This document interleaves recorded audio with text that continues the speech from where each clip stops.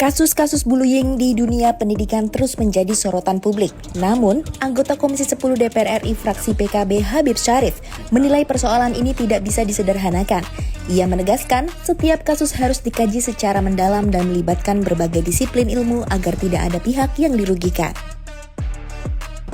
Munculnya kasus-kasus bullying dengan berbagai versi, kita perlu mensikapinya dengan cara yang bijak dan dengan pandangan yang lebih luas.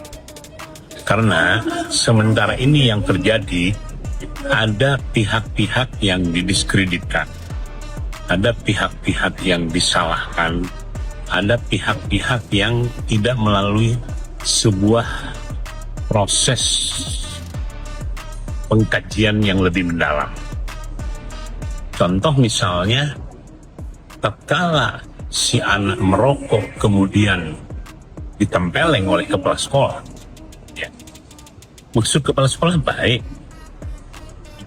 maksudnya, tetapi tempelengnya itu yang tidak ini. Tapi antara menempeleng dengan sanksi yang dijatuhkan itu tidak seimbang, tidak setimpal. Nah, oleh karena itu saya sepakat bahwa kasus ini harus melalui sebuah kajian yang dalam. Karena tidak hanya dari sisi satu unsur saja, unsur pendidikan, tapi kita perlu melibatkan berbagai disiplin ilmu. Contoh sederhana misalnya, kita perlu menghadirkan sosiolog, kita perlu menghadirkan psikolog, kita perlu menghadirkan ahli kriminologi, ya. Sehingga setiap kesalahan itu tidak digeneralisir kesalahannya begitu saja. Apakah itu murid yang disalahkan atau guru yang disalahkan? Yang sementara ini justru yang menjadi korban itu adalah guru, ya. Yang menjadi korban guru. Ada satu pergeseran nilai.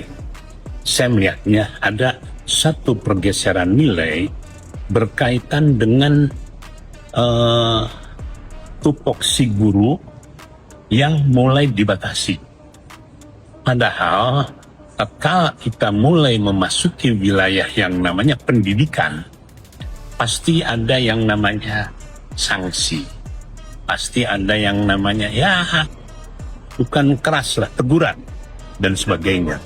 Beda dengan pengajaran. Pengajaran hanya sebatas transformasi ilmu saja. Tapi tatkala memasuki wilayah pendidikan, nah ini perlu rumusan yang memang bisa diterima oleh berbagai pihak.